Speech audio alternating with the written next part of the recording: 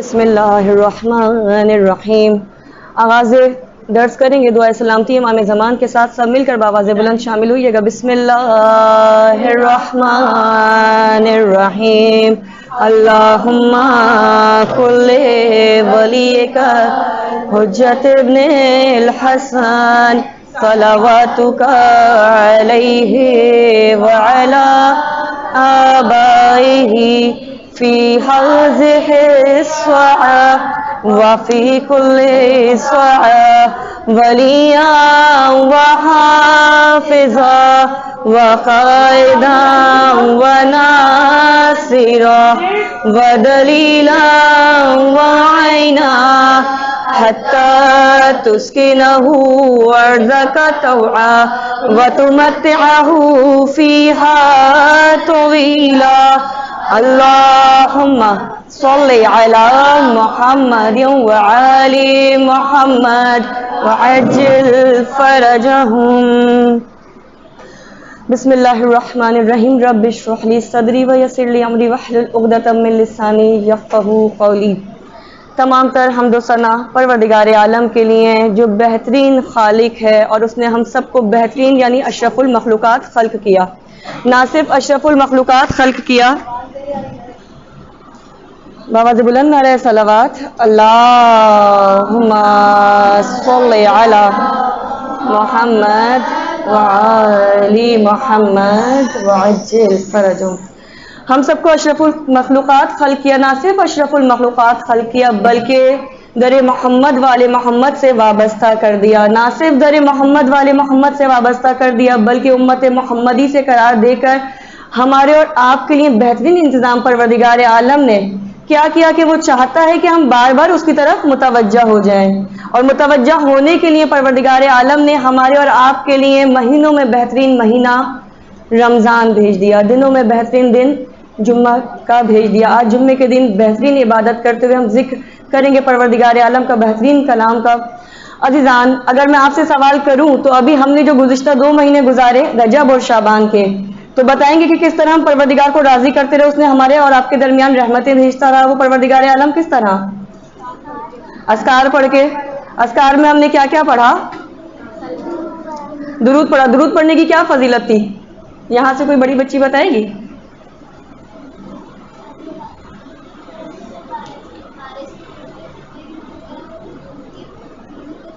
جی، فرشتے اگر بارش کی گرتے ہوئے قطرے گن سکتے ہیں لیکن وہ درود جو ہم رسول خدا پر ان کی آل پر بھیجتے ہیں اس کا ثواب کاؤنٹ نہیں کر سکتے. بہترین. جی بیٹا. فرشتے اور ملائکہ اور پروردگار خود اس عبادت میں ہمارے ساتھ شامل ہو جاتا تھا. بہترین. جی ہاں، رجب کی فضیلت میں سے یہ بھی تھا نا کہ گناہ مٹ جائیں گے اور نیکیوں میں اضافہ ہو جائے گا. اور ماہ شعبان کی فضیلتیں جو اذکار پڑھی، کسی کو یاد ہے؟ بتائے گا کوئی بچہ کہ جو پروردگار عالم اتنا مہربان ہے ہم پر اور آپ پر، وہ ہمیں بار بار دعوت دیتا ہے کہ ہم جائیں، متوجہ ہوں اور اپنے گناہوں کی بخشش کروائیں، اپنے نیکیوں میں اضافہ کروائیں. تو ماہ شعبان میں ہم نے اور آپ نے مل کر کیا کیا؟ بہت سارے اعمال. ان میں سے چند اعمال اگر کوئی بتانا چاہے. استغفار کیا. استغفار کرنے سے کیا ہوا؟ گناہ معاف ہو گئے.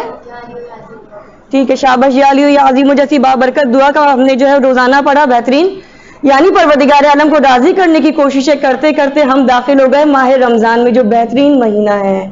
بہترین مہینہ پروردگار عالم اس طرح سے کہ اگر ہم روزہ رکھتے ہیں تو ابھی ہم کوئی ذکر نہیں بھی کر رہے، سانس لینا بھی ہمارا عبادت قرار دے گا. کتنا شکر ادا کریں پروردگار عالم کا کہ وہ ہمیں کس طرح سے دعوت دے رہا ہے کہ ہم اپنے گناہوں کو معاف کریں، عبادتوں میں شامل ہو سکیں. اور اگر ہم تلاوت قرآن پاک کر رہے ہیں، سن رہے ہیں، اس کا جو ثواب بھی کتنا دگنا ہو کر ملتا ہے. ایک آیت پڑھتے ہیں پورے قرآن کا ثواب ماہ رمضان میں مل رہا ہے، جبکہ عام مہینوں میں یہ فضیلت ہمیں نہیں ملتی. جب پروردگار عالم مجھے اور آپ کو موقع دے دیتا ہے کہ ہم اس بابرکت محفل میں آ جائیں، بابرکت مہینے میں شامل ہو گئے، تو کوشش کریں گے کہ اس کو راضی کرنے کے لیے خلوص کے ساتھ، معرفت کے ساتھ اپنی عبادتوں کو انجام دیں. ٹھیک ہے، ہم سب کی توفیقات میں اضافے کے لیے بآواز بلند صلوات.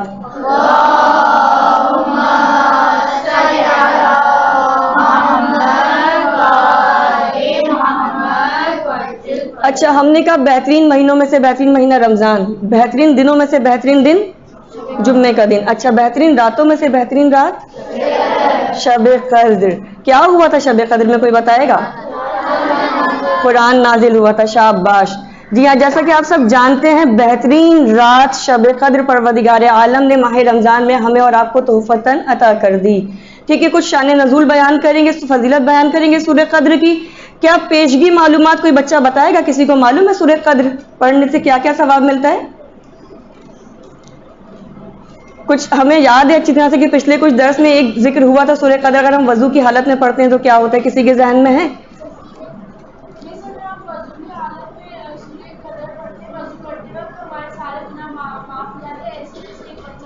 شاباش، جی ہاں بالکل، سارے گناہ معاف ہو جاتے ہیں اس طرح جیسے کہ ہم دنیا میں اسی دن آئے ہوں، تشریف لائے ہوں، جیسے پاک و پاکیزہ ہوں، کوئی گناہ ہمارے سر نہ ہو. جی کوئی اور بچہ؟ چلے ٹھیک ہے، اگر ہم اب لیتے ہیں سہارا ان ہستیوں سے جو ہماری اور آپ کی شفاعت کا باعث ہیں. امام صادق علیہ السلام، ہمارے اور آپ کے چھٹے امام، امام جعفر صادق علیہ السلام.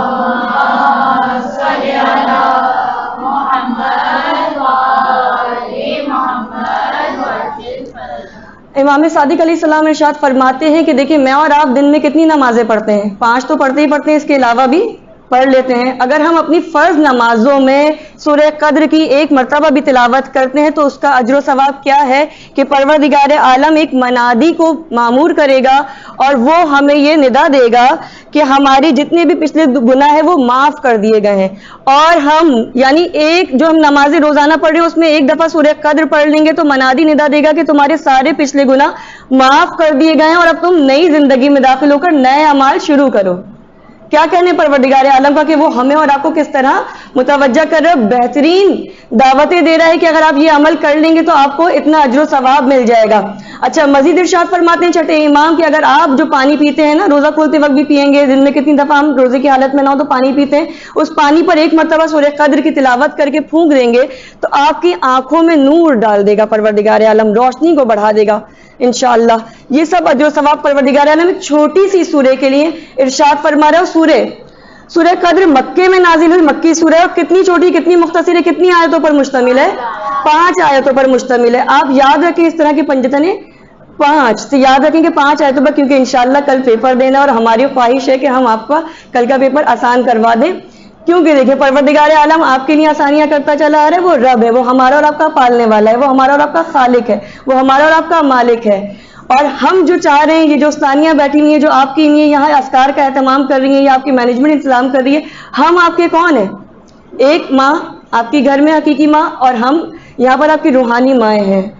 تو جس طرح پروردگار عالم چاہتا ہے اس کا مقابلہ نہیں کر سکتے، بے شک وہ 70 ماؤں سے زیادہ چاہتا ہے، لیکن ہم روحانی مائیں بھی چاہتے ہیں کہ آپ کل کے امتحان میں اچھے نمبروں سے پاس ہو جائیں. تو ہنٹس دیتے جائیں گے، یاد رکھتے جائیے تاکہ کل کا اچھا سا کوئز کر سکیں. بہرحال ابھی ہم نے روایت بیان کی چھٹے امام امام جعفر صادق علیہ السلام کی، اور ایک اور وظیفہ جو کہ انہی عظیم ہستی سے ہم تک پہنچتا ہے، امام صادق سے. انہوں نے کہا کہ اگر آپ سوتے وقت لکھتے جائیے، یہ بہترین اعمال انشاءاللہ کریں گے تو ہمارے اور آپ کے لیے بہتر سے بہترین ہوتا چلا جائے گا. کہا سوتے وقت اگر آپ 11 مرتبہ سورہ قدر کی تلاوت کریں گے تو پروردگار عالم 11 فرشتوں کو آپ کے اوپر مامور کر دے گا اور وہ شیطان کی شر سے آپ کو محفوظ رکھے گا. ٹھیک ہے، اب آپ جانتے ہیں شیطان کا شر کیسا ہے، وہ ہمارے رگو پے میں سرایت کر چکا ہے. ماشاءاللہ ابھی آپ لوگ سن چکے ہیں پچھلے اذکار کہ کس طرح شیطان مجھے اور آپ کو بار بار بہکاتا ہے. لیکن اگر ہم سوتے وقت 11 مرتبہ سورہ قدر کی تلاوت کر لیں گے تو شیطان کے شر سے محفوظ رہیں گے اور 11 فرشتے ہمارے اور آپ کے اوپر مامور کر دیے جائیں گے. اچھا، سورہ قدر کو اگر ہم کوئی دعا مانگیں، سورہ قدر کی تلاوت کر لیں اور اس کو اپنا شفیع بنا لیں تو اس کی شفیع بنانے کے بعد یہ ہوگا کہ پروردگار عالم آپ کی درخواست کو قبول کر لے گا. دعا مانگنے سے پہلے اگر آپ سورہ قدر کی تلاوت کر لیں، اس کو شفیع بنا لیں تو آپ کی درخواست جو ہے وہ قبول و منظور ہو جاتی ہے بارگاہ خدا بندی میں. اچھا عزیزان، اب ہم ابھی تک امام صادق کی احادیث آپ تک بیان کر رہے تھے، اب ہم آتے ہیں ہمارے اور آپ کے 8ویں امام امام رضا علیہ السلام کی روایت کی طرف کہ وہ فرماتے ہیں اللہم صلی علی محمد وعلی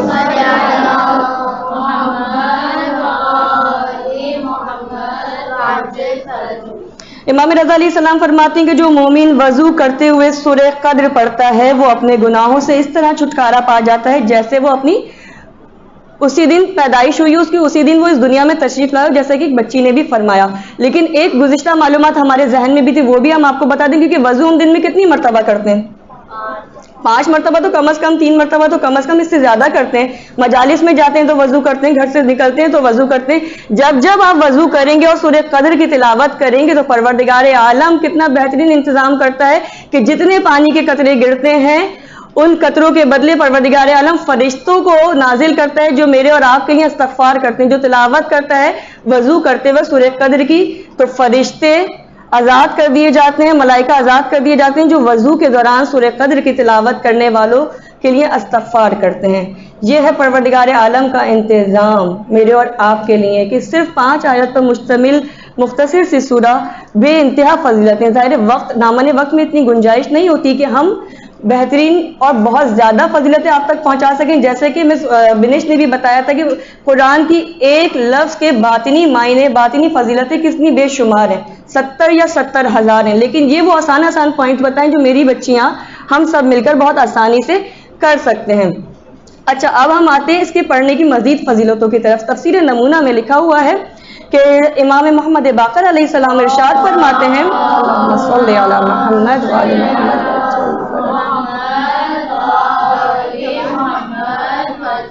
اچھا یہ فضیلتیں تو آپ نے سن لی، علم ہو گیا، اضافہ ہوگا انشاءاللہ عمل میں بھی.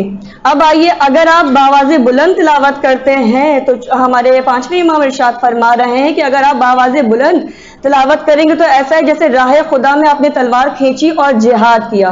نہ آپ گھر سے باہر نکلے، جہاد کرنا آپ کو معلوم ہے، اگر آپ پڑھتے ہیں اسلامیات ہسٹری پڑھتے ہیں تو جہاد کرنا اتنا آسان نہیں ہے.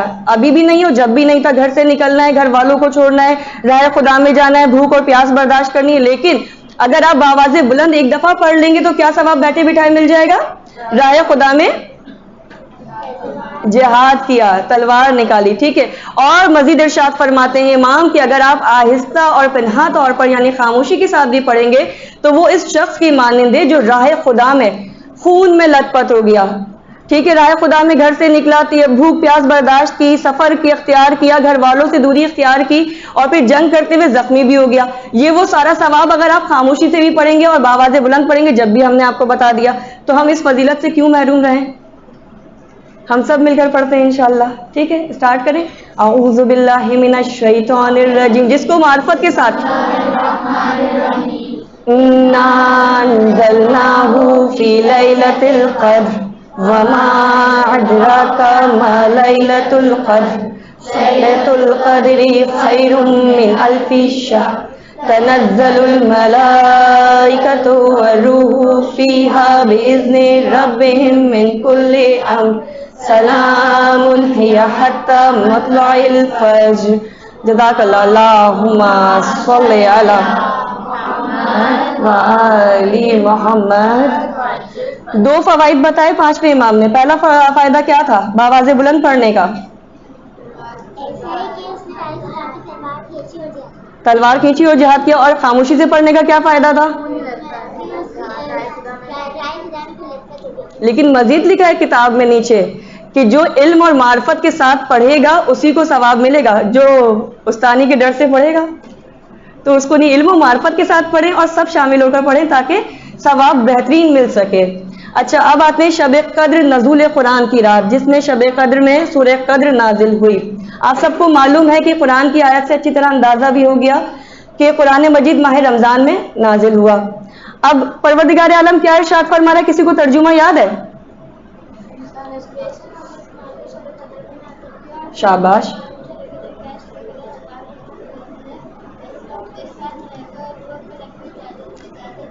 بہترین. جزاک اللہ.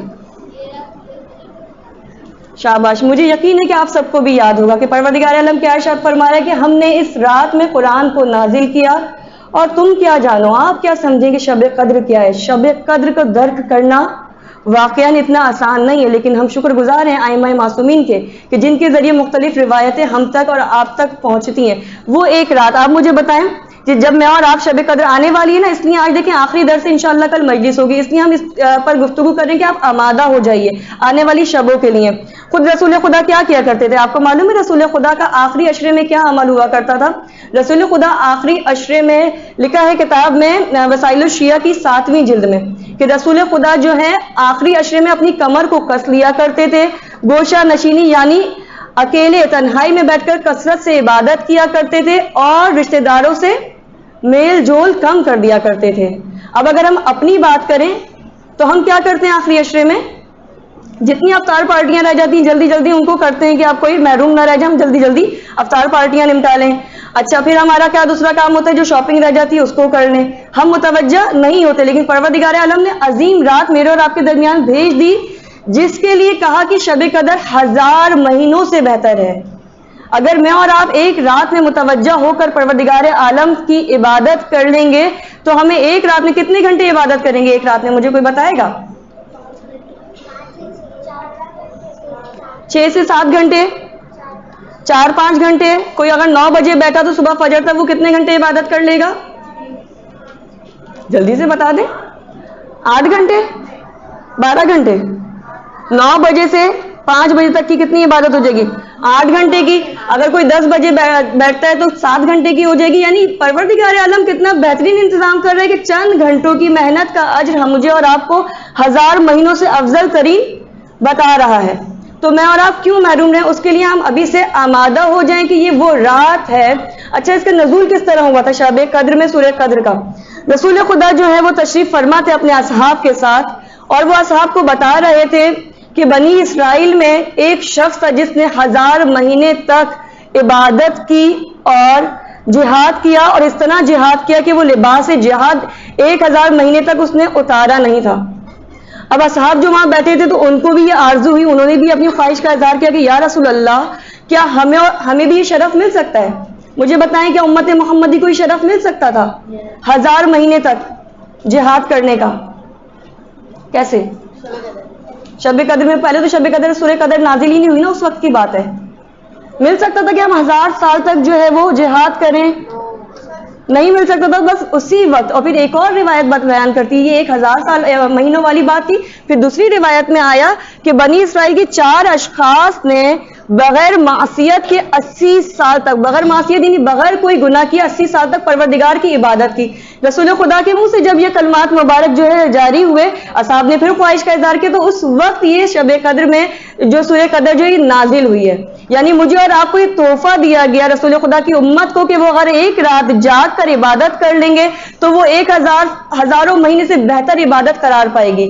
80 سال سے کہیں بہتر عبادت ہماری اور آپ کی قرار پائے گی. اور اسی سورے میں آگے کیا ارشاد ہوا تھا کہ ملائکہ نازل ہوتے ہیں تقدیر لے کر, ملائکہ نازل ہوتے ہیں اولو الامر کے پاس آتے ہیں, فرشتے روح اپنے پروردگار کے اذن سے ہر کام کی تقدیر کے لیے نازل ہوتے ہیں. اب جب میری اور آپ کی تقدیریں اس رات میں تیار کی جا رہی ہیں تو مجھے اور آپ کو کس طرح متوجہ رہنا ہے؟ کس طرح متوجہ رہنا ہے؟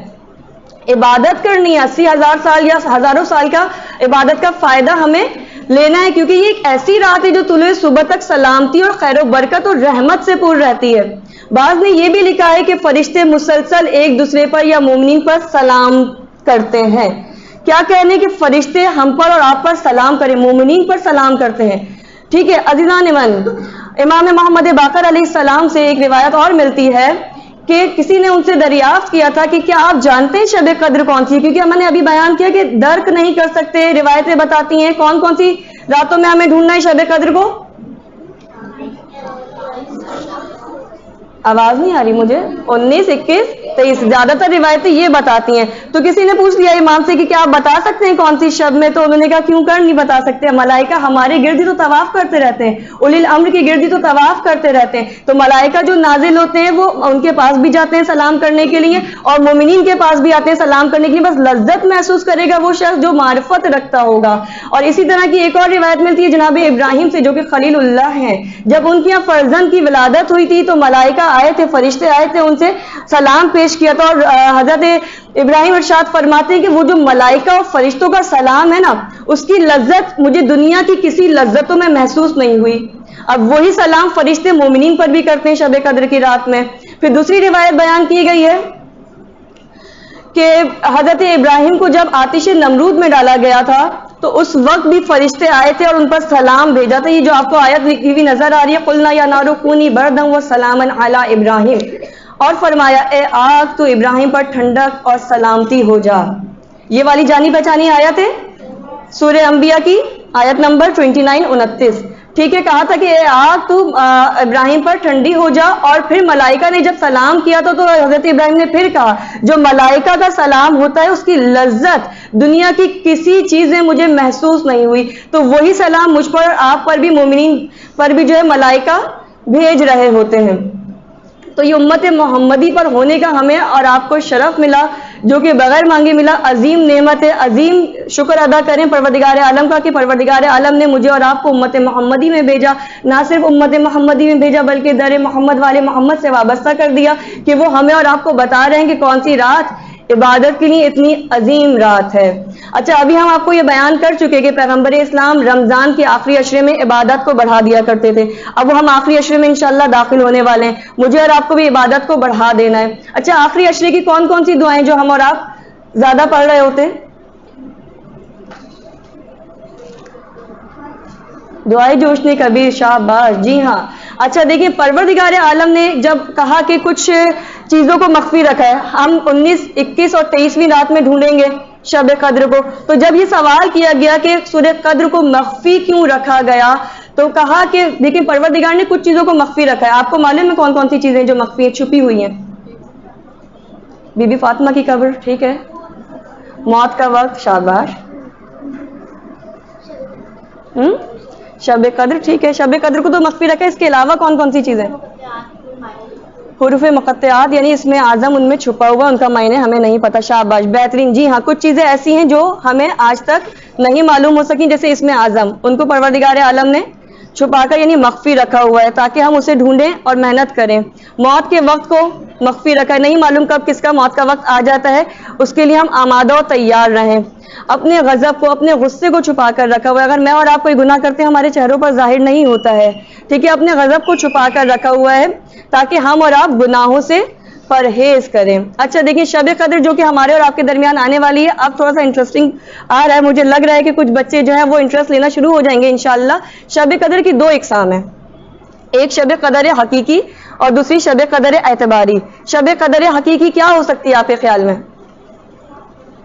چلیں دیکھ رہے ہیں تو دیکھ لیجیے، اچھی بات ہے، دیکھ لیں، کوئی بات نہیں، کیونکہ کل آپ کو پیپر دینا ہم نے پہلے ہی کہہ دیا تھا، ہم آپ کی روحانی ماں آپ کے لیے آسانی کر دیں گے انشاءاللہ، ٹھیک ہے۔ شب قدر حقیقی وہ وقت ہے، وہ خاص وقت ہے جب ملائکہ آسمان سے زمین پر آتے ہیں سب کی تقدیرات لے کر، ٹھیک ہے، اور کس کے پاس آتے ہیں؟ حجت خدا کے پاس آتے ہیں، یہ شب قدر حقیقی ہو گئی۔ شب قدر اعتباری کیا ہے؟ شیخ عباس قمی فرماتے ہیں کہ شب قدر گزرنے کے بعد کا دن بھی اتنی اہمیت کا حاصل ہے جتنی شب قدر۔ دیکھیے شب قدر حقیقی آپ کو معلوم ہو گیا کہ ملائکہ آتے ہیں، لیکن میں اور آپ ڈھونڈیں کیسے؟ اب جیسے ہمارے یہاں بار بار 2-3 سالوں سے یہ ہوتا ہے کہ چاند کبھی 29 کا ہوتا ہے کبھی 30 کا ہوتا ہے، تو یہ سوال پیش آ سکتا ہے اور بہت سارے ذہنوں میں یہ سوال آ بھی رہا ہے کہ ہم کب شب قدر کو پالیں۔ تو دیکھیے شیخ عباس قمی نے آپ کے لیے آسانی کر دی ہے، کہتے ہیں اپنی تحقیق کے مطابق، اپنی ریسرچ کے مطابق تو مطمئن ہونا بہت ضروری ہے، اگر آپ مطمئن ہیں تو ٹھیک ہے، لیکن پروردگار عالم کتنا چاہتا ہے اپنے بندوں کو، کتنا پسند کرتا ہے کہ پروردگار عالم کہ ہمارے لیے اور آپ کے لیے بار بار آسانی دے رہا ہے، کس طرح سے کہا کہ دیکھیں خطہ ارض پوری دنیا میں جب اندھیرا پھیلتا ہے، ہمارے یہاں شب قدر کا رات کا اندھیرا ہوتا ہے تو دیگر ممالک میں روشنی ہوتی ہے، وہ جو خطہ ارض پر اندھیرا پھیلتے پھیلتے پوری دنیا کو کور کرتا ہے 24 گھنٹے میں جب وہ پہنچ جائے گا، تو اسی لیے کہتے ہیں کہ شب قدر کی رات اگر بہترین رات ہے تو شب قدر کا دن بھی بہت بہترین دن ہے۔ ہمیں شب قدر کی رات میں عبادت کرنے کے بعد دن میں یہ سوچ کر سونا نہیں چاہیے کہ ہم رات میں عبادت کر چکے، لیکن نہیں، اس کے فیض و برکات دن میں بھی چلتے رہیں گے، ہمیں وہ فیض و برکات حاصل کرنے کی پوری کوشش کرنی ہے، کیونکہ یہ بہترین موقع سال میں ایک بار آنے والا ہے جسے مجھے اور آپ کو حاصل کرنا ہے۔ اور کیوں حاصل کرنا ہے اور کیا مانگنا ہے، کیا کرنا ہے، آئیے دیکھتے ہیں۔ سب سے پہلے جب بھی کوئی نیک کام کرتے ہیں تو ہم کیا کرتے ہیں؟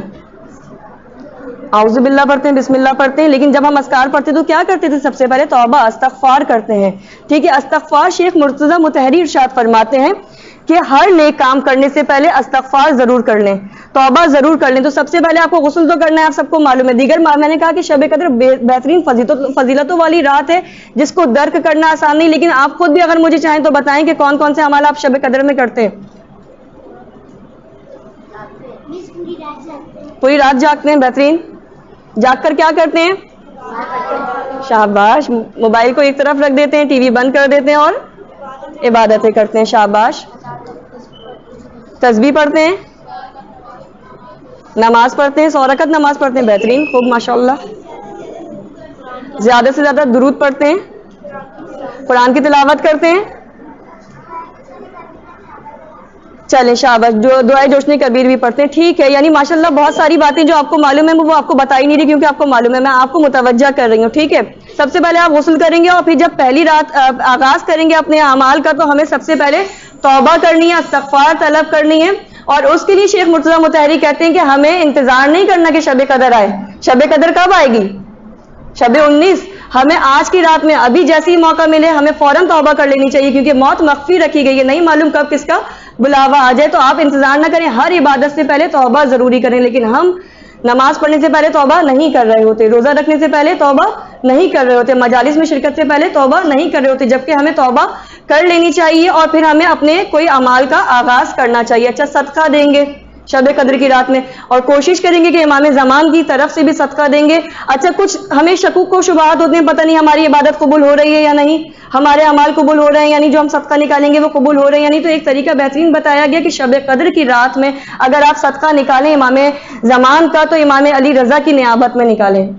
جب آپ امام علی رضا کی نیابت میں امام زمانہ کا صدقہ نکالیں گے تو یقیناً جب معصوم سے منسوب ہو جائے گا وہ تو ضرور قبول ہوگا.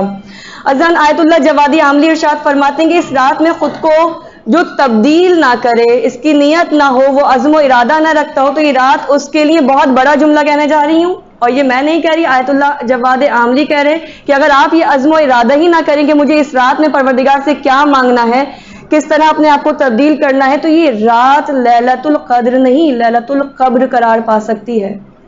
اس سے بہتر ہے وہ کہتے ہیں کہ مر جائیں. اگر آپ اس رات کو جو پروردگار عالم آپ کے درمیان بھیج رہا ہے اس کی معرفت کو نہیں پا رہے، اس کو اپنے آپ کو راضی نہیں کروا پا رہے، اپنی نیکیوں میں اضافہ نہیں کروا پا رہے، اپنے عمل میں تبدیلی نہیں لا پا رہے، تو اس سے بہتر ہے کہ نامہ اعمال سیاہ ہونے سے بہتر ہے کہ لیلۃ القبر قرار پائے اور پھر اس کو موت آ جائے. اچھا دیکھیں زیادہ سے زیادہ مانگنا کیا ہے.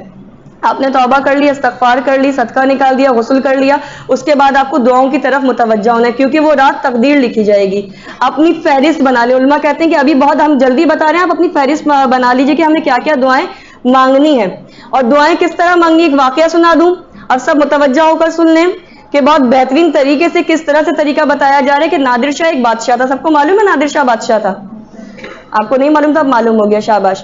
ٹھیک ہے کہ نادر شاہ ایک بادشاہ تھا اور وہ جب کسی ملک پر حملہ کرنے کے لیے جا رہا تھا تو اس کا ایک طریقہ کار تھا کہ وہ ہر کام شروع کرنے سے پہلے جو ہے استخارہ ضرور کیا کرتا تھا. اب اس کو کسی اچانک ملک پر حملہ کرنے کی ضرورت پیش آئی تو اس کے پاس کتاب نہیں تھی، یعنی قرآن نہیں تھا کہ وہ کس طرح سے اس میں سے استخارہ کرے.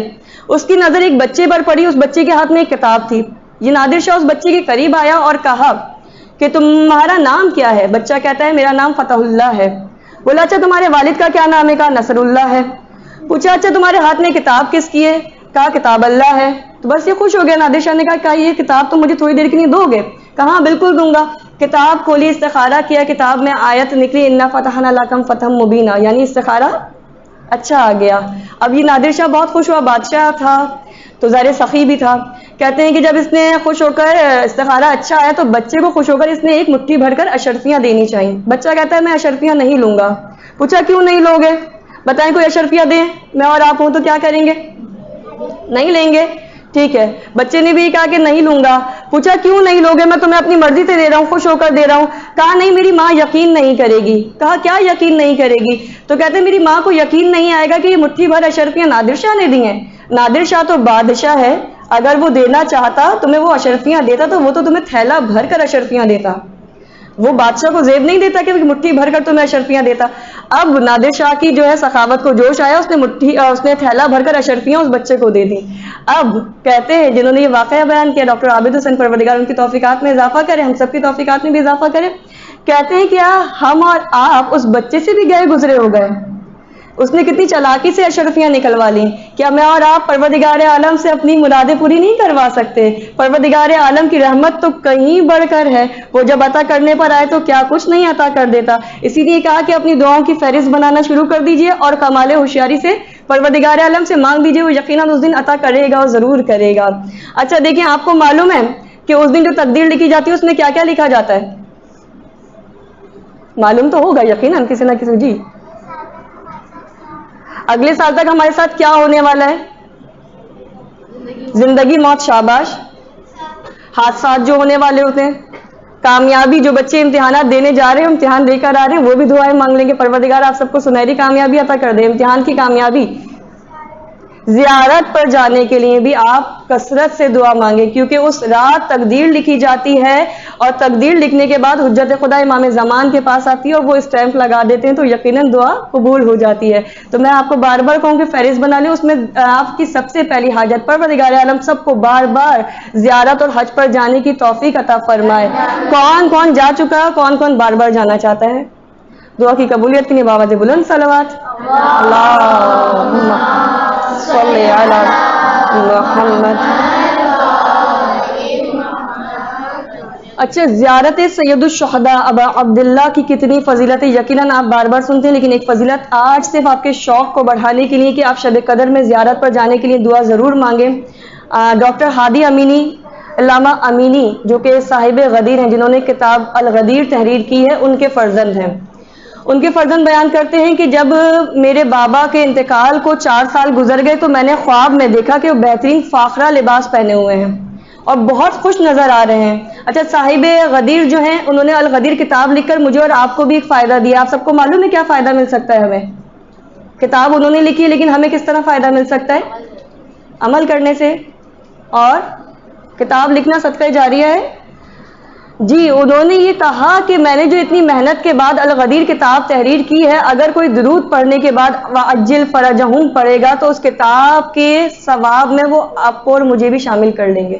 لیکن معرفت ضروری ہے۔ آج آپ کو پتہ چل گیا تو انشاءاللہ آپ درود کے ساتھ وَعَجِّلْ فَرَجَهُمْ ضرور پڑھیں تاکہ ان کی کتاب لکھنے کے ثواب میں شامل ہو سکیں۔ بس ان کے فرزند کہتے ہیں کہ میں نے جب بابا کو دیکھا بہترین لباس میں تھے، بہت خوش تھے، میں نے ان سے پوچھا کہ آپ کا کون سا عمل ایسا ہے، آپ نے کیا عمل ایسا کیا ہے کہ یقیناً وہ کتابیں لکھنے کے بہت شوقین تھے، کتابیں پڑھنے کے بہت شوقین تھے۔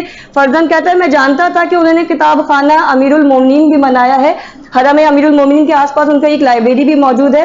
بہترین کام ہے کتاب لکھنا، کتاب چھوڑ جانا صدقہ جاریہ میں شامل ہو جاتا ہے۔ اور اس کے علاوہ الغدیر بھی لکھی ہے، اور کتابیں پڑھنے کے اتنے شوقین تھے کہ کہا کہ ایک دفعہ یہ ایک لائبریری میں بیٹھے کتابیں پڑھ رہے تھے، باہر سے کوئی لائبریری کا دروازہ بند کر کے چلا گیا، اتنے محب تھے انہیں پتہ ہی نہیں چلا، پورا دن پوری رات یہ کتاب پڑھتے رہے، اور دوسرے دن جب وہ دروازہ کھولنے آیا تو بڑا حیران ہوا کہ آپ کہاں سے آ گئے، دروازہ تو بند تھا۔ تو وہ کہتے ہیں میں کہیں سے نہیں آ گیا، تم ہی مجھے زندان میں بند کر گئے تھے، میں تو یہیں بیٹھا ہوں، تم دروازہ بند کر کے چلے گئے تھے، اب اگر میں اور آپ، مجھے اور آپ کو کوئی یہاں پر یا کہیں بھی بند کر کے چلا جائے تو ہم دروازے پیٹتے رہ جائیں گے، لیکن وہ انہیں پتہ ہی نہیں چلا، وہ محب رہے، کتاب پڑھنے میں اتنے شوقین تھے۔ تو فرزند نے جب دریافت کیا تھا ایسا کون سا عمل ہے، کتاب خانہ بنایا ہے، کتاب لکھی ہے، تو کہا نہیں، فقط اور فقط زیارت ابا عبداللہ، میں بار بار زیارت ابا عبداللہ سید الشہداء کی زیارت پر جاتا تھا، اس کا اجر پروردگار نے مجھے یہ دیا کہ میں آج بہترین مقام پر ہوں، بہترین منزلت پر ہوں۔ اور پھر مزید تاکید کی کہ اے فرزند، زیارت عاشورہ کا ساتھ ہرگز نہ چھوڑنا، کسی بھی عذر کے بنا پر زیارت عاشورہ کو پڑھنا ترک نہیں کرنا۔ تو یہ آپ کو بتانے کا مقصد یہ کہ یقیناً حسن ظن ہے مجھے کہ آپ سب پڑھتے ہوں گے، لیکن آج کی جب شب قدر کی تیاری کریں گے تو زیارت سید الشہداء کے ساتھ ساتھ زیارت عاشورہ پڑھنے کا عہد کر لیں پروردگار سے کہ پروردگار ہم سب کو توفیق دے، ہم سب کے لیے آسانی کرے کہ ہم روزانہ کم از کم ایک مرتبہ یا اس سے زیادہ زیارت عاشورہ کی تلاوت کریں۔ خود علامہ امینی نے 30 سال تک زیارت عاشورہ کو مسلسل کنٹینیو جو ہے تلاوت کیا تھا۔ اچھا آئیے، روزی رزق آپ کو معلوم ہے کہ لکھ دی جاتی ہے، امتحانات میں کامیابی آپ مانگیں گے تو یقیناً پروردگار عالم آپ کو سنہری کامیابیاں عطا کرے گا۔ صحت و بیماری لکھ دی جاتی ہے، سازگار مقدر، پروردگار عالم ہم سب کے مقدر میں بہترین لکھے، کیونکہ جو تقدیر لکھی جاتی ہے پھر وہ حجت خدا کے پاس آتی ہے۔ اگر آپ وسیلہ قرار دیں گے جناب فاطمہ الزہرا سلام اللہ علیہا کا تو یقیناً ہماری اور آپ کی دعائیں قبول اور مقبول ہوں گی۔ آپ کو عہد کرنا ہے، کوئی ایک گناہ، اپنے گناہوں پہ نظر ڈالیں، جانے انجانے میں جو سرزد ہو جاتے ہیں، عہد کریں کہ میں اس شب کے صدقے میں انشاءاللہ اس گناہ سے بچنے کی کوشش کروں گی، کیونکہ ہم سب کنیزان جناب سیدہ ہیں، ان سے توسل کریں گے تو کیوں کرنا، ہم ایک قدم آگے بڑھائیں گے تو 10 قدم پروردگار ہمیں ان کے صدقے میں آگے بڑھا دے گا۔ پیغمبر اسلام کی ایک زوجہ تھی، ان کا نام تھا زعفرہ، ان کا نام تھا ز عین ف ر اور الف، ٹھیک ہے۔ ان کو خواب میں ایک خاتون کی بشارت ہوئی، انہوں نے دیکھا کہ روز محشر ہے، اور وہ خاتون کو دیکھ رہی تھی کہ خاتون جو ہے وہ میدان حشر میں بہترین مقام پر ہے، اور اس کی نیکیاں اتنی زیادہ ہیں کہ نیکیوں کا پہاڑ اتنا بلند ہو چکا ہے کہ کوہ احد سے زیادہ بلند ہے۔ اب جب زوجہ جو تھی رسول خدا کی، ان کی آنکھ کھلی تو انہوں نے کہا کہ میں جاننا چاہتی ہوں کہ وہ خاتون ایسا کون سا عمل کرتی ہے کہ اس کی نیکیاں اتنی زیادہ بلند ہو گئی کہ کوہ احد سے زیادہ بلند ہیں۔ تو فرمایا کہ اس کو بلایا گیا، جب اس کو بلایا گیا تو اس سے پوچھا کہ تمہارا کون سا ایسا عمل ہے، ہم نے کہا کہ ہم اپنے گناہوں کو ترک کرنے کا عہد کریں، نیکیوں میں اضافہ کرنے کا سوچیں، تو انشاءاللہ پروردگار ہمیں اور آپ کو توفیق دے گا۔ پوچھا کہ بھئی کون سا عمل تھا، تو کہتی ہے کہ میں نے آج تک اپنی زندگی میں کبھی بھی چادر یا مکھنے کے بغیر کہیں بھی آنا جانا نہیں کیا ہے، اور کوئی ایک بال بھی میرا نامحرم نے نہیں دیکھا ہے۔ یہ ایک عمل۔ دوسرا عمل اس نے بتایا کہ جب بھی اذان ہوتی تھی تو میں اذان کی آواز کے ساتھ ساتھ وہ کلمات دہراتی تھی، تو یہ میرے اور آپ کے لیے کوئی مشکل کام نہیں ہے، اذان ہو تو میں اور آپ بھی کلمات جو ہے ساتھ ساتھ دہرا سکتے ہیں۔ تیسرا عمل جو انہوں نے بتایا تو وہ کچھ اس طرح سے بتایا، کہا کہ اگر کھانا سامنے رکھا اور نماز کا وقت ہو جاتا ہے تو میں کھانے کو فوقیت نہیں، میں نماز کو فوقیت دے کے اول وقت نماز پڑھا کرتی تھی۔ اب مجھ میں اور آپ میں جو چند خامیاں ہیں، پروردگار عالم نے پردہ رکھا ہوا ہے، تو ہم اس رات پروردگار عالم سے گڑ گڑا کر دعا مانگیں گے تو انشاءاللہ میری اور آپ کی بھی توفیقات میں اضافہ ہوگا، ہم گناہوں سے بچیں گے اور نیکیوں کی طرف آئیں گے۔ تبدیل ہونے کا مستحکم ارادہ کریں گے، خدا نے اگلے سال تک زندگی دی تو نیکیاں سوچ لیجئے کہ ہم کیا کیا نیکیاں کرنے والے ہیں، کن کن گناہوں سے بچنے والے ہیں، ٹھیک ہے، فہرست بنا لیجئے، نیت کر لیں۔ علماء کہتے ہیں کہ پروردگار ایسے برکت دے گا کہ جو نیت کر لے گا کہ اگلے سال تک میں اس گناہ سے بچوں گی، اگلے سال تک میں یہ نیک کام انجام دوں گی، تو پروردگار عالم اس کی عمر میں اس طرح سے طوالت دے دے گا کہ وہ اگلے سال تک اسے موت نہیں آئے گی اور نیکیوں کی توفیقات بھی ملتی رہے گی۔ اب اچھا میں پوچھنا چاہوں کہ کیا کیا میں نے بتایا، کچھ ذہن میں ہے تاکہ کل کی کوئز کی تیاری ہو جائے؟ میں تو چاہ رہی ہوں، بتائیے کیا کیا کریں گے شب قدر میں؟ سارے جواب یہ دو بچیاں دیں گی؟ جی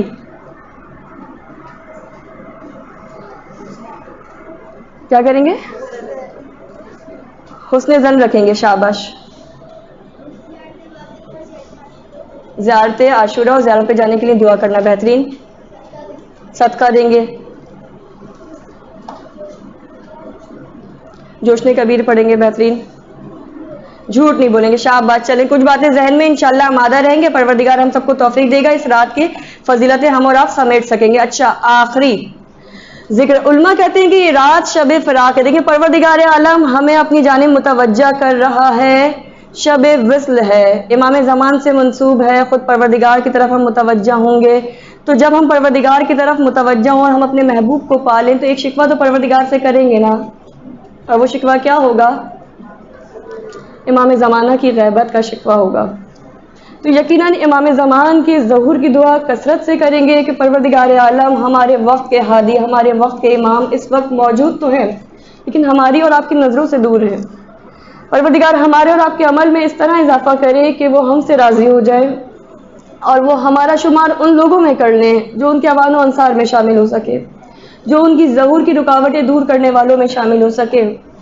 یقیناً اس دعا کو کثرت سے کریں گے، اللہم عجل ولی، کل کثرت سے پڑھیں گے، دعائے سلامتی امام زمان کثرت سے پڑھیں گے، ان کے ظہور کی تعجیل کی دعا کثرت سے کریں گے کہ پروردگار ہمیں ہمارے محبوب سے ملاقات کروا دے، انشاءاللہ اس رات کروا دے، اسی رمضان کروا دے کہ یہ عید ہم اپنے وقت کے امام کی قیادت میں منا سکیں اور اس کے بعد آنے والی تمام جشن امام کی قیادت میں منا سکیں، تمام مجالس امام کے ہوتے ہوئے ان کو ظاہری طور پر فرصت دیتے ہوئے منا سکیں۔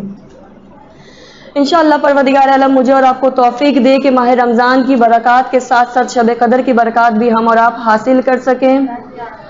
ربنا تقبل منا انک انت السمیع العلیم۔ اب تک کے اذکار کی قبولیت میں دیکھیں، میں نے آپ کو آغاز میں بھی کہا کہ رجب گزر گیا، شعبان گزر گیا، ہم ماہ رمضان میں آ گئے، آج آخری درس تھا، کل انشاءاللہ مجلس ہوگی۔ اب تک